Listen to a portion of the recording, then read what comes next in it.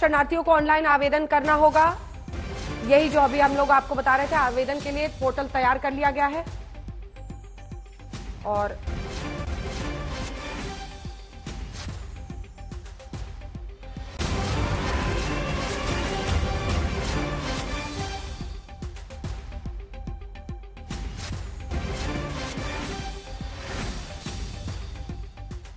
आशुतोष जी अपनी बात पूरी कीजिए। हाँ, देखिए, प्रश्न इस बात का नहीं कि आंखों में पट्टी बांधने का, प्रश्न इस बात को लेकर यह है कि सरकारों के अपने कुछ सार्वभौम मूल्य होते हैं और उनसे उनको डिगना नहीं चाहिए। अगर इसी कानून को इस तरीके से कर लिया होता कि जो भी धार्मिक तौर पर प्रताड़ित हैं वो हिंदुस्तान में आएंगे तो उनको नागरिकता दी जाएगी, इसमें किसी कोई आपत्ति नहीं हो सकती थी, क्योंकि भारत वो देश है जो वसुधैव कुटुंबकम की बात करता है। तो आपने सिर्फ 3 देशों को किया और 3 देशों के अंदर अभी जो बात तौसीफ कर रहे थे, शायद बहुत सारे लोगों को इस बात की जानकारी नहीं होगी कि जो अहमदिया फिरका है इस्लाम के अंदर, उसको बाकायदा 1973-74 में जुल्फिकार अली भुट्टो और वहां की सरकार ने अहमदिया को इस्लाम से बाहर कर दिया और उन पे जिस तरीके के जुल्म हुए, वो जुल्म तो शायद वहां पे दूसरी माइनॉरिटीज के साथ भी नहीं हुआ।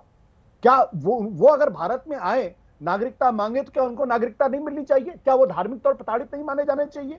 तो एक प्रश्न इस बात को लेकर। दूसरा प्रश्न इस बात को लेकर यह है कि अभी आपने थोड़ी देर पहले गौरव जी ने कहा कि भाई तमिलियन को तो नागरिकता मिली। इस देश के अंदर कोई भी आदमी नागरिकता मिलने का बाकायदा एक अधिकार है, बाकायदा एक कानून है, जो उस कानून का पालन करेगा उसको नागरिकता मिलेगी। वो तो सीए के पहले भी स्थिति थी। तो संवैधानिक ढांचा पहनाना, संवैधानिक लबादा उड़ाना और वैसे नागरिकता देना, दो अलग अलग चीजें, इसलिए उसको कंफ्यूज नहीं करना चाहिए। तीसरी बात यह है कि देखिए, ये जो नगाड़े जिस तरीके से फ्लैग मार्च किया जा रहा, ये फ्लैग मार्च क्यों किया जा रहा?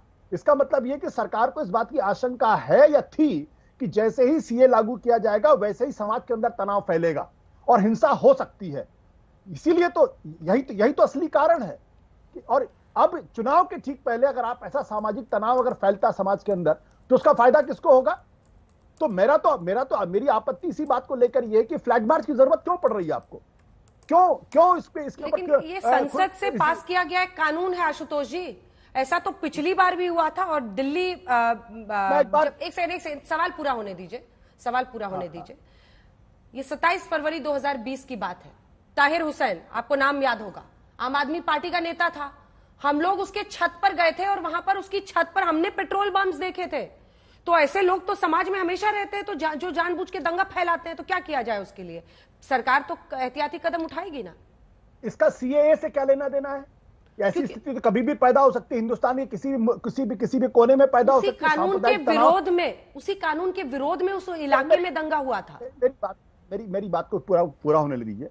इस देश के अंदर सांप्रदायिक दंगों का एक पूरा इतिहास रहा है। तो यह कहना कि किसी एक पर्टिकुलर जगह पे ऐसा हो रहा है, ऐसा नहीं, वो कहीं भी